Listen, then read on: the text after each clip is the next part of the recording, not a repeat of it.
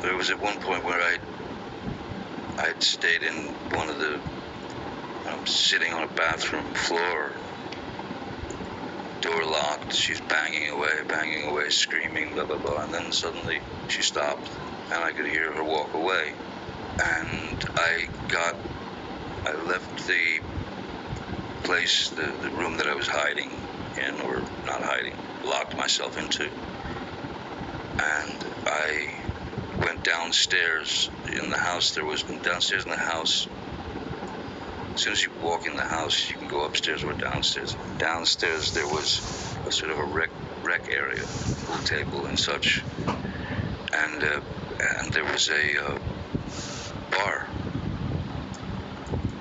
and I was a mess. I was a wreck. I was shaking, and I just didn't understand why all this was happening. So I went behind the bar.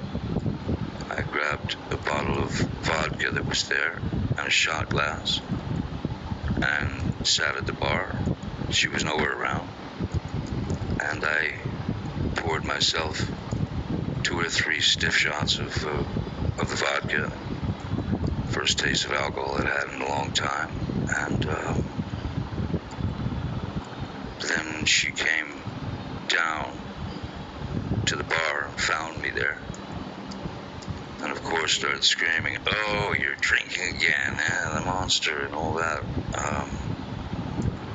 So she walked up to me and reached and grabbed the bottle of vodka, and then just kind of stood back and then hurled it at me, and it just went right past my head and smashed behind me.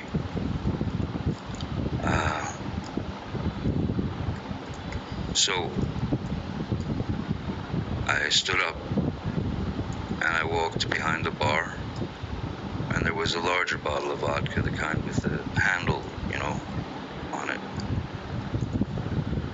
I grabbed that and I went and I sat in my seat again. I opened the bottle and I poured myself a shot, drank it.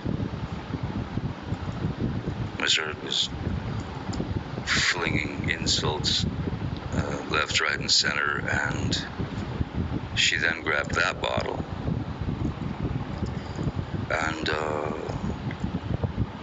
threw that at me.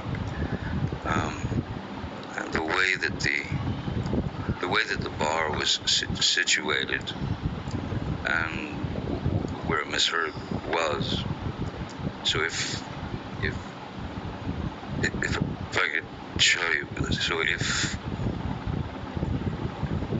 this is the bar, the glass was, and the bottles, this was the bar, and I'm sitting here like this. She would grab the bottle and she would go there, she went there, and so I was leaning like this in the chair, looking at her. First bottle went, then got the other bottle, shot, takes the second bottle, which is the larger one. I'm in this position again, and my hand is on the edge of the bar, like that, leaning over, the fingers like that, and she threw the large bottle, and it made contact and shattered everywhere. And I honestly didn't feel the pain at first at all. I felt no pain whatsoever. What I felt was, I felt heat. I felt heat, and I felt as if something were dripping down my hand, and then I looked down and realized that the tip of my finger had been severed, and I was looking directly at my bones sticking out, and the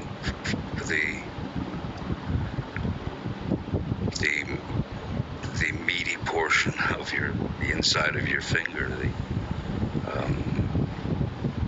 and blood was just pouring out. And at that point,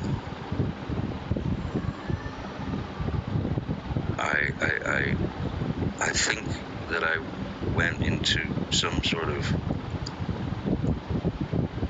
I don't know what a nervous breakdown feels like, but that's probably the closest that I've ever been. Nothing made sense. And I knew in my mind and in my heart, this is not life. This is not life. No one should have to go through this. Which finger was cut, Mr. Depp? It's the middle. It's the funny looking one. It's the middle finger here. You can see you can see all the sort of from the initial wound, all these bones up here were crushed, and it looked like Vesuvius, and so this part of my finger now is, so that because of not having use of the tip here, this is basically arthritis that kicks into the joint once that upper part of the finger is mangled. So is that the right middle finger? Right middle, yes. And is that your dominant hand? Yes, it is, yes. Mr. Depp, after Ms. Heard threw the vodka bottle at you and severed your finger, what, if anything, did she say when she saw the injury?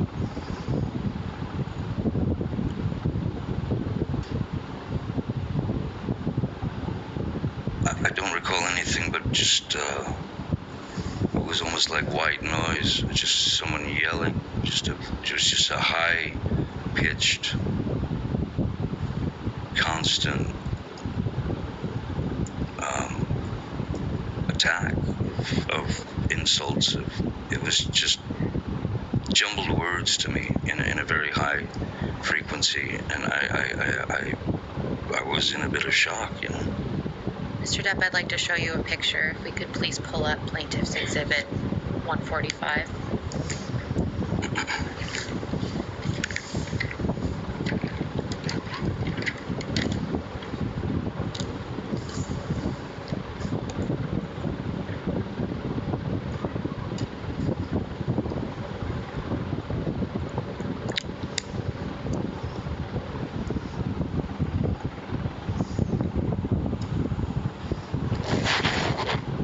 Mr. Depp, what is this a picture of?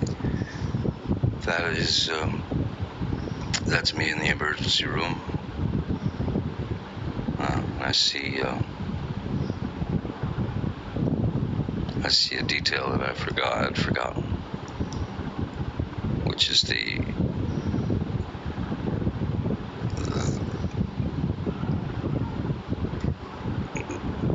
Ms. Heard had taken my cigarette from the ashtray and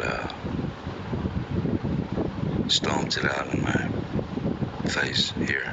Did you mark on the screen where you see that? It's right above that green dot. Do you know who took this picture? I do not know. Can we please publish this to the jury? Do you want to enter into evidence? Yes, please. Any objection? All right. 145 in evidence. Published to the jury.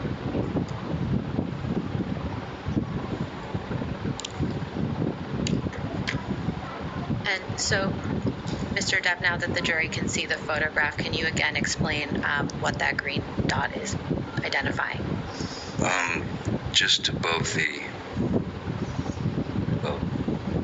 just above the green dot is a wound from misheard taking my cigarette, and this is after the finger had gone away, and she stubbed it out in my face, on my cheek. If we could please pull up Plaintiff's Exhibit 343. And for the record, this is an audio recording, and it's quite lengthy, so we intend to play certain portions of it. No, it's not to get you mad. It's just to get out of a bad situation while it's happening before it gets worse. In Australia, when we had the big fight where I lost the tip of my finger, at least 5 bathrooms and 2 bedrooms I went to avoid talking to me, to avoid escape working it out. to escape the fight. You don't escape the fight. You escape the solution. No. You escape the solution. No. You escape figuring it out. We cannot work it out if you run away to the bathroom every time. Listen to me. The boxer can't go 12 rounds without a minute break. I'm not giving you a minute break. You do it at minute 3 at the beginning of an argument. No. There are rounds, man. And when it gets too hairy, the ref splits them apart or whatever. But all I'm saying is, you can't have a solution if the argument just keeps mounting and mounting and mounting and mounting. I go into the bathroom and sit on the floor. Bam, bam, bam. Here you come. I come out. Fight, crazy, escalated. I split again. I go to another bathroom or a bedroom or something. Knock, knock, knock. Bang, bang, bang. You kept coming to get me. I'm not the one who throws pots That's different. else at me. That's different. That's one does not negate the other. That's irrelevant. It's a complete non sequitur. Just because I've thrown pots and pans does not mean that you come and knock on the door. Just because there are vases does not mean that you come and knock on the door. Really, I should just let you throw. I'm not saying that. You're saying that. You're putting words in my mouth and then making non sequiturs. Giving you a situation. No, you're trying to justify how you don't or do come to the door based on whether I throw pots and pans. It's irrelevant. I'm justifying how you seem to think that there's this cowardice in me that runs away and I don't fight for you. And you're justifying that by saying I throw pots and pans? Okay, cool. Let's talk about everything you do wrong. I'm not the one who... I said to Travis, I said to you, hey, tell Travis what just happened. You told me to do it. You told me to. You said, go do that. I said, no, tell him what just And happened. I lied. And that you punched me in the thing. And You figured it all out. And you said, no, I didn't. What the are you talking about? And I watched you lie. And then I didn't punch you, by the way. I'm sorry that I didn't hit you across the face in a proper slap, but I was hitting you. It was not punching you. Babe, you're not punched. Don't tell me what it feels like to be punched. You know, you've been in a lot of fights. You've been around a long time. I know. Yeah. No, when you have a close You fist. didn't get punched. You got hit. I'm sorry I hit you like this, but I did not punch you. I did not deck you. I was hitting you. I don't know what the motion of my actual hand was, but you're fine. I did not hurt you. I did not punch you. I was hitting you. How are you? What am I supposed to do? Do this? I'm not sitting here bitching about it, am I? You are. That's the difference between me and you. You're a baby. Because you started... You are such a baby. Grow the up, you Johnny. started physical fights? I did start a physical fight. Yeah, you did, so I had Because... to out of there. Yes, you did. So you did the right thing, the big thing. You know what? You are admirable. Mr. Depp, could you please explain to the jury what they just heard on those audio recordings?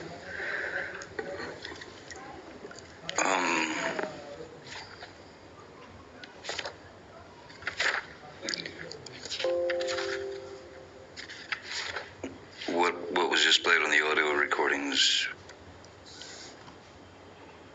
was very much the tone and the aggression and the attitude and the need for a fight from Ms. Heard. That was, I don't know if that was some need for attention, but I don't, that was a sound that I had gotten very used to. The squabbling, the you know, the raising of the voice to essentially excommunicate anything that I had to say about the situation.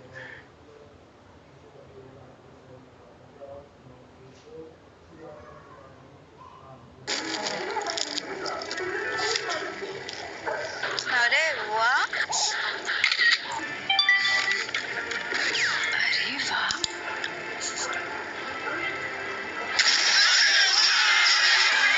न पाहिलेली variety, न ऐकलेल्या किमती. Download Meesho.